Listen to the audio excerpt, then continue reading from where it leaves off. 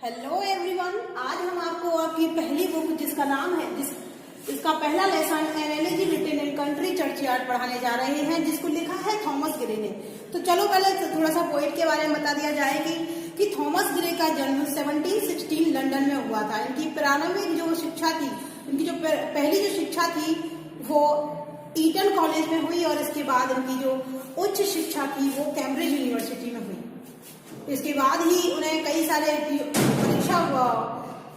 बहुत सारी शिक्षा प्राप्त करने के बाद उन्हें कई सारे ऑफर आए कि आप हमारे यहाँ काम करो, लेकिन उन्होंने चुना वो कैम्ब्रिज यूनिवर्सिटी में ही काम करना चाहते थे, इसलिए उन्होंने वहां पर एज अ हिस्ट्री प्रोफेसर वहां पर जॉब प्राप्त की।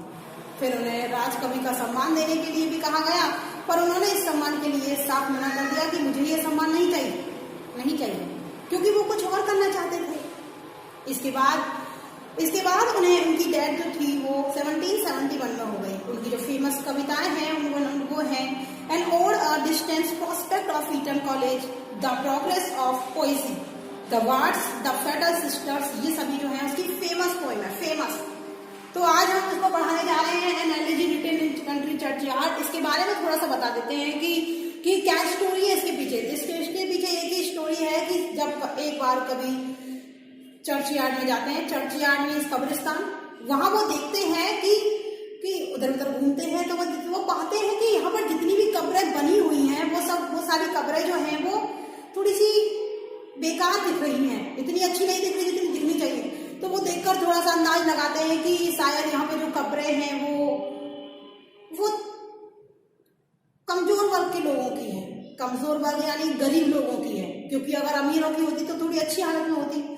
तो वो दो चार लोगों से वहां पूछते भी हैं कि भाई किसकी है ये, तो वो गांव वाले उन्हें बताते हैं कि हाँ भाई ये जो कब्रें हैं वो हमारे यहाँ के गांव के लोगों की हैं और बेचारे गरीब हैं, इसलिए अच्छा मकबरा नहीं बनवा सके, थोड़ी छोटी मोटी कब्रों से ही काम चला लिया।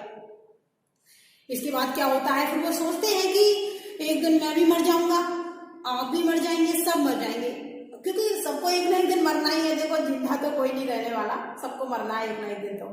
तो वो कह रहा है कि एक दिन मैं मर जाऊंगा तो मेरा भी ऐसे ही एक कब्र बनेगा, ऐसे ही जैसे मैं आज यहाँ अचानक आके बैठा हूँ किसी और की कब्र पर, ऐसे ही कोई मेरी कब्र पे आके बैठेगा, कोई मेरी कब्र पे आके बैठेगा। तो वो मेरे बारे में पूछेगा कि इन गांव वालों से कि ये कौन था जिसकी ये कब्र है। तो वो गांव वाले उससे कहेंगे कि वहां पे कुछ लाइनें लिखी हैं, उसके नीचे वो उसकी तरफ इशारा कर देंगे कि हाँ भाई यहाँ से पढ़ लो और तुम्हें पता लग जाएगा कि ये कौन है। तो चलिए, ये तो रहा हमारा कविता के बारे में थोड़ा सा पढ़ते हैं। तो अब हम कविता की स्टैंजा बाई स्टैंजा हम इसे समझते हैं। स्टैंजा बाई स्टैंजा क्या है, देखिए, the curfew tolls the need of the parting day, कि पूरा दिन जो है वो खत्म होने वाला है, पूरा जो दिन है वो शाम का समय है। चर्च में थोड़ी थोड़ी धूप आ रही है, पूरा जो आसमान है वो लाल हो रहा है क्योंकि सूरज डूब रहा है। सूरज के समय शाम के समय लालिमा छाई रहती है उस पर। तो फिर क्या होता है, the lowing herds wind slowly over the lea means घास के मैदान, कि जो लोइंग मीन्स होता है गायों की वाह करने की आवाज, जो वो आवाज निकालती है।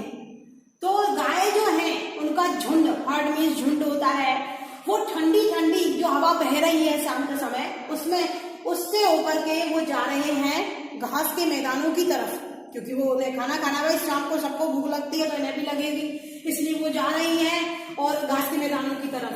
The ploughman homeward plod his weary way, weary means थके हुए, और प्लोड्स मीन्स पैर, होमवर्ड मीन्स घर की तरफ, और प्लोमैन मीन्स हल जोतने वाला, जो हल चलाने वाला है वो अपने घर की तरफ जा रहा है थके हुए पैरों से।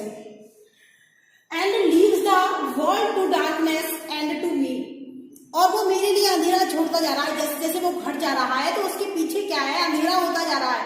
इसका मतलब यह है कि शाम का समय है, अब अंधेरा हो रहा है धीरे धीरे करके। नाउ फेडेड, अब सेकंड स्टैंजा शुरू हो रहा है हमारा। Now faded the glimmering landscape on the slide, कि अब जो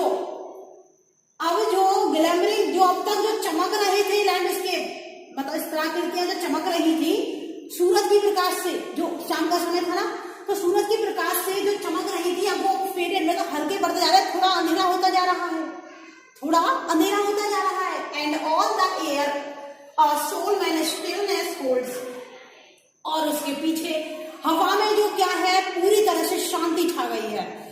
प्रकार का कोई शोर शराबा नहीं है, बिल्कुल भी कोई आवाज नहीं हो रही है। She wear the beetle wheels in his roaring flight, सिवाय एक के, और वो एक कौन है, यहाँ पर है बीटल वीड्स कि बीटल नाम का एक इंसेक्ट है, एक कीड़ा है, उसके अलावा और सब शांत है। जो उड़ रहा है और उसके फ्लाइट मीन्स उड़ रहा है, उसके उड़ने से जो आवाज हो रही है, इसके अलावा सब कुछ शांत है। यहाँ शेप का मतलब के अलावा है। And drowsy tinkling lulled the strength food, और जो टिंकलिंग में तो घंटियों की आवाज, जो गांव के गाय के गले में जो घंटियां बज रही हैं, वो भी बजकर आवाज कर रही है, घंटियों की आवाज आ रही है। तो दृश्य एकदम बहुत सुंदर लगता है इस तरह का कि गाय आ रही है, थोड़ी थोड़ी धूल उड़ रही है, आसमान जो है वो पश्चिम दिशा में, सूरज जो है वो पश्चिम दिशा में ढल रहा है और पूरे आसमान में लालिमा छाई हुई है। बहुत सुंदर लगता है ये दृश्य। कवि को इसने बहुत ही अच्छे ढंग से प्रस्तुत किया है। पूरा जो है वो पूरा प्राकृतिक रूप से भर दिया है इन्होंने, इसको सुंदरता डाल दी है इसको पूरे में। Save the from yonder ivy mantled tower, इसके अलावा एक और है जिसने इस शांति को भंग किए हुए है। तो वो कौन है? जो बैठा हुआ है एविमेंटल टावर, मतलब इसका मतलब है कि चर्च के जो ऊपर का टावर होता है, चर्च की जो चोटी होती है, उस पर कोई बैठा हुआ है। वो कौन है? देखिए, द मोपिंग आउल्स, वो उल्लू है। मतलब एक तो इसमें क्या है, बैटल वीड है जो इस शांति को भंग कर रहा है, और दूसरा है आपका आउल, उल्लू, जो कहाँ बैठा हुआ है? चर्च की चोटी पर बैठा हुआ है। वो क्या? टू द मून कंप्लेन, वो जो आसमान में जो उसे भाई अंधेरा हो रहा है तो चंद्रमा दिखने लगेगा उसे, तो वो आसमान में जो उसे चंद्रमा दिख रहा है उसे कंप्लेन कर रहा है। क्या कंप्लेन कर रहा है? और such as a wandering near the secret bowers, कि मेरे यहाँ पर इस चर्च में मेरा एक सीक्रेट प्लेस है, उस सीक्रेट मतलब मेरा घर है जहां पर कोई आदमी वॉन्डरिंग मतलब घूम रहा है। अब ये आदमी कौन है जो मेरी शांति में भंग फैलाने आ गया है, कि जो मेरे घर के आसपास घूम रहा है, मुझे इससे प्रॉब्लम हो रही है, मुझे तो शांति बहुत अच्छी लगती है। ऐसा कौन कह रहा है? आउल कह रहा है।